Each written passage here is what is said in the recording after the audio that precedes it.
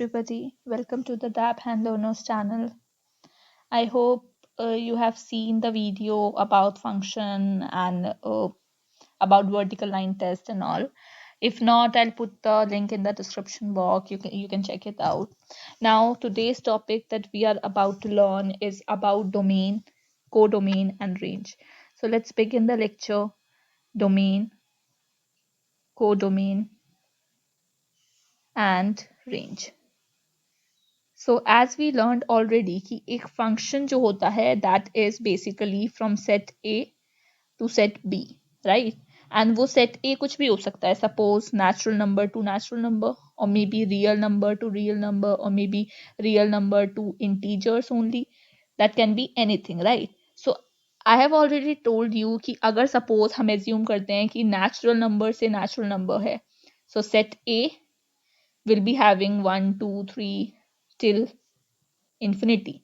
Similarly, set B will have all the natural numbers here. Now, as we have already talked about कि अगर हम 1 को put करते हैं तो maybe we get some natural number here, right? And हमने इस बारे में भी बात की है कि this 1 cannot have 2 images in B, because अगर ऐसा होता है, अगर सिंगल पॉइंट की 2 इमेजेस आती हैं, सो वो वर्टिकल लाइन, अगर आप उसको इमेजिन करोगे सो वर्टिकल लाइन टेस्ट भी फेल करेगा.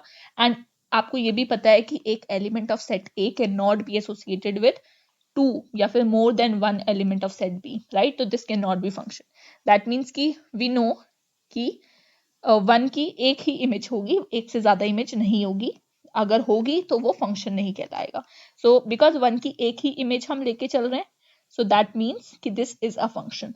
सिमिलरली 2 का भी कुछ आंसर आएगा, हो सकता है 3 का भी कुछ आंसर आए, हो सकता है कि जो 4 का आंसर आएगा वो 3 से सेम होगा. वो पॉसिबल केस है कि 3 और 4 का दोनों ही सेम आंसर आ रहा है. मैंने इसके बारे में आपको ये वाला डायग्राम बताया था कि आप, अगर मैं एक लाइन ड्रॉ करती हूँ, suppose y is equal to 1, and तो आप देख सकते हो कि x को आप 3 पुट करोगे तब भी 1 आएगा, x को आप 2 पुट करोगे तब भी 1 आएगा, x को आप 4 पुट करोगे तब भी 1 आएगा. That means at each value of x you are getting the same number 1 as output, right?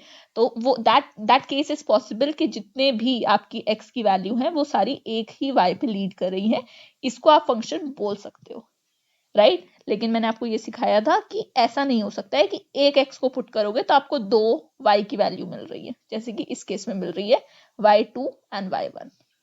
तो this is not a function. तो इस बारे में हमने बात की थी.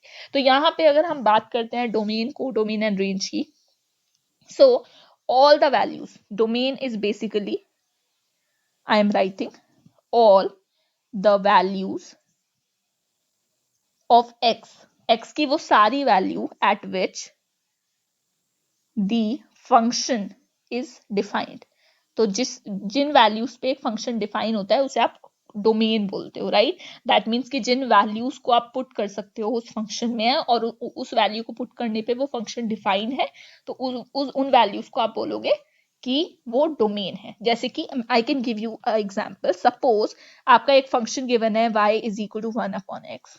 नाउ टेल मी, अगर आप यहाँ पे -3 पुट करते हो इन x, अगर आप कोई नेगेटिव नंबर पुट करते हो या सपोज स्पेसिफिकली प्रिसाइसली -3 पुट करते हो, सो y का कुछ ना कुछ आंसर आ ही जाएगा, right?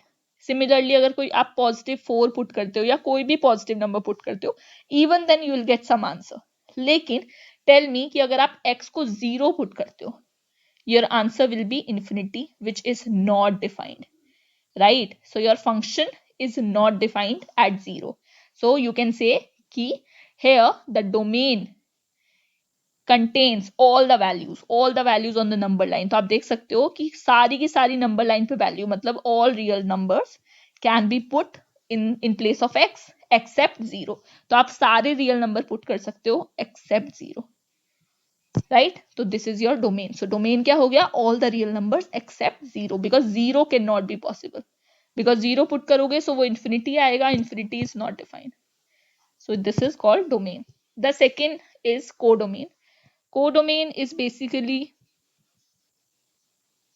all possible values of y. तो मतलब कि y की जितनी भी पॉसिबल वैल्यू है, y के जितने भी आंसर्स आ सकते हैं वो. तो जैसे कि सपोज करते हैं कि y जो है, अगर सपोज मैं यही वाला एग्जाम्पल लेती हूँ, example y is equal to 1/x, तो यहाँ पे आप देखो y जो है वो नेगेटिव भी आ सकता है जब आप x को नेगेटिव पुट करोगे, right? When x is negative your y will be negative, when x is positive your y will be positive, right? तो ये होगा, but y can not B zero, क्योंकि आप खुद देखो, आप x को कुछ भी पुट कर दो, y कभी भी जीरो नहीं होगा, because 1 upon something can not B zero, right? तो y जीरो नहीं हो सकता। दैट मीन्स कि आप ये बोल सकते हो कि C जो आपका सेट B है उसमें सारे नेगेटिव नंबर होंगे, सारे पॉजिटिव नंबर होंगे, बट जीरो नहीं होगा। तो आप बोल सकते हो कि कोडोमेन क्या है? Codomain is basically all possible value, तो जितनी भी पॉसिबल वैल्यू है that is your codomain. Now we are going to our last but not the least, this is range. Range is basically the set of values that actually come out as output. तो यहाँ पे आपको difference समझना जरूरी है कि codomain क्या होता है। कोडोमेन होता है कि y की जो जो पॉसिबल वैल्यू हो सकती है, राइट? लेकिन एक्चुअल में जो वैल्यूज आ रही हैं पुट करने के बाद, वो आपका होगा रेंज, ठीक है? सो कोडोमेन और रेंज में डिफरेंस है। कोडोमेन जो है वो कंप्लीट सेट है, बट ये हो सकता है ना कि ये जो कंप्लीट सेट है these are possible values, these are possible values, लेकिन इन पॉसिबल वैल्यूज में से सपोज सिर्फ ये 5 वैल्यू ही आंसर में आई हैं, सो ये जो मैंने सर्कल में डाला है दिस इज रेंज, राइट? तो बेसिकली आप बोल सकते हो कि दिस इज पॉसिबल, कि जो आपका रेंज होता है वो सबसेट होता है कोडोमेन का, क्योंकि कोडोमेन में सारी टोटल वैल्यूज आती हैं जो पॉसिबल है, और रेंज में वो वैल्यूज आती हैं जो एक्चुअल में आंसर आया है, राइट? कभी कभी ऐसा हो सकता है कि आपका रेंज और कोडोमेन दोनों इक्वल है, राइट? तो इसको समझने के लिए हम एग्जाम्पल कंसीडर करते हैं। Okay, let me take one example.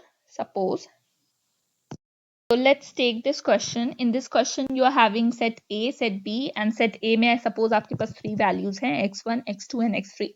set B में आपके पास 5 values है from y1 to y5. now जो भी ये function है उसमें when you are putting x1, so आपको आंसर मिल रहा है y2. when you are putting x2 you are getting suppose y1, and when you are putting x3 suppose कि आपको y2 ही आंसर मिल रहा है. now tell me here domain क्या होगा? Domain will be the set A will be the domain, right? The possible values of x, here the possible values of x are x1, x2 and x3. So this is your domain. Similarly you can say कि here codomain is all the possible values. तो यहाँ पे y1 से लेके y5 तक कुछ भी answer आ सकता था, तो all of these are codomain, right? all of these are in codomain. now if I talk about range, so tell me, comment down below. So the range is what we are actually getting. So when we are putting our x values, we are getting y1 or y2, right? So these two contributes to range, right? And here you can say that our range is basically subset of codomain, right? So this is the complete scenario. Let's take one more example. Suppose in our question we have x1 and x2, and here we have y1 and y2, and suppose x3 भी है. So this is set A, this is set B. now suppose x1 x2 को जब हम put करेंगे हमारा output y1 ही आ रहा है. when we are putting a x3 we are getting y2. so this is the relationship between set A and set B, and ये relationship function है because because every element of x is associated with single value of y. so because जो function की definition होती है वो ये satisfy कर रही है. okay, so ये हमारी relationship है. अगर हम यहाँ पे domain की बात करते हैं, again domain is basically x1 x2 x3, and codomain की अगर हम बात करते हैं so that is y1 y2, the possible values of y, possible values of output. Similarly अगर हम रेंज की बात करते हैं जो एक्चुअल में आपके आंसर्स आए हैं, तो यहाँ पे y1 और y2 आपके एक्चुअल में आंसर्स आए हैं, तो यहाँ पे आप देख सकते हो कि आपका जो कोडोमेन है वो इक्वल आया है रेंज के. यहाँ पे आपका कोडोमेन सबसेट नहीं है रेंज का. So this is my second example. Now ये सेम सिनेरियो मैं आपको एक ग्राफिकल व्यू के साथ शो करना चाहती हूँ. सो सपोज करते हैं I am drawing one diagram. So here I am.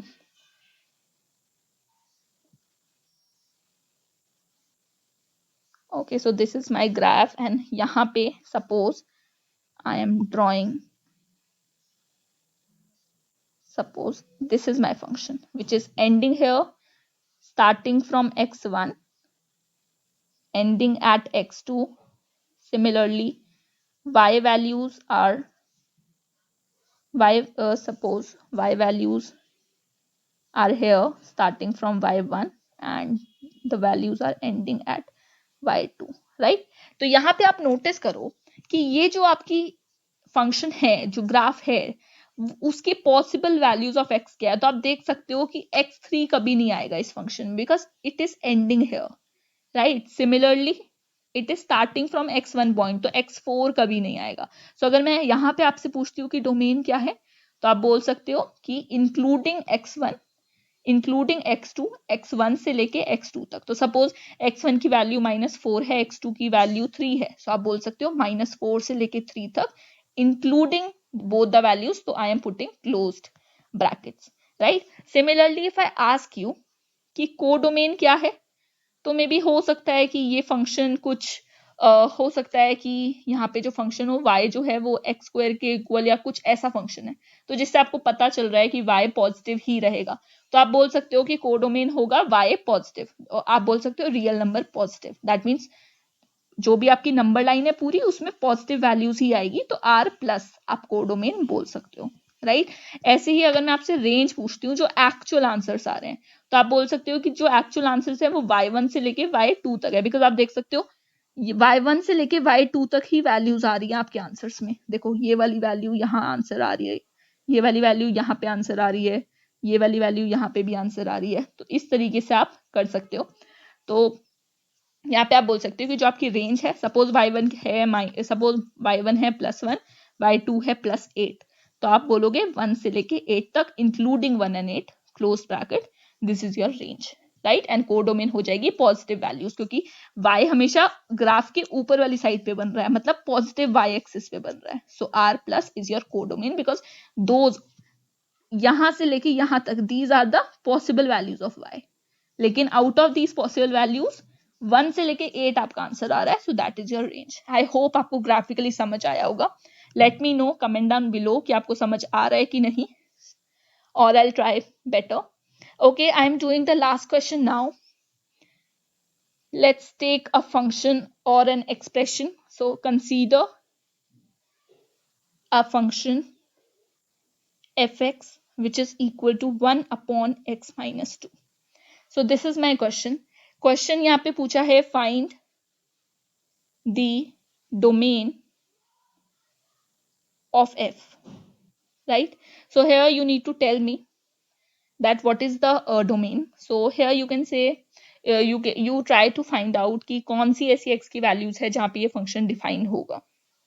Now अगर आप कोई पॉजिटिव वैल्यू पुट करते हो, सपोज अगर आप 1 पुट करते हो, तो आपका आंसर 1 अपॉन, अगर आप 1 पुट करोगे तो आपका आंसर आएगा 1 upon 1 minus 2 which is 1 upon -1. अगर आप 0 पुट करते हो तो यू विल गेट 1 अपॉन -2. अगर आप 3 पुट करते हो you will gate 3 minus 2 which is 1 upon 1. अगर आप कोई नेगेटिव नंबर पुट करते हो, सपोज -2 पुट करते हो, तो यू विल गेट -2 1 अपॉन -4. वो भी पॉसिबल है. बट हेयर अगर आप x को 2 पुट कर दोगे, so your answer will be 2 minus 2 in the denominator which is 0 in the denominator. That will create the problem, right?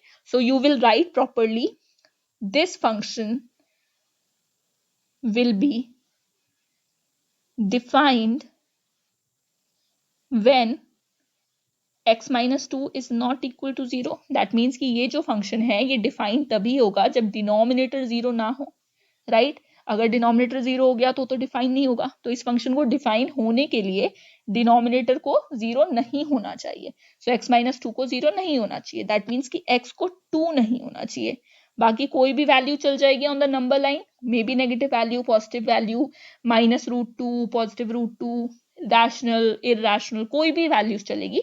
And that's why at last you will write domain is equal to all the values of x such that, इसको क्या बोलते हैं, such that, so domain of this function is equal to all values of x such that x belongs to all real number. That means कि जो x की values है वो all real numbers में से है except 2, and this is your final answer of the domain. I hope आपको clear हुआ होगा. To get more questions like this, I am going to create more videos one by one, and we will build the concept and we will go in difficult level of questions. So I hope you're liking it. If you're liking my content, please like, share, subscribe and comment down below, and do hit the bell icon so that every time when I come on the YouTube you'll get notified. Thank you. Bye bye.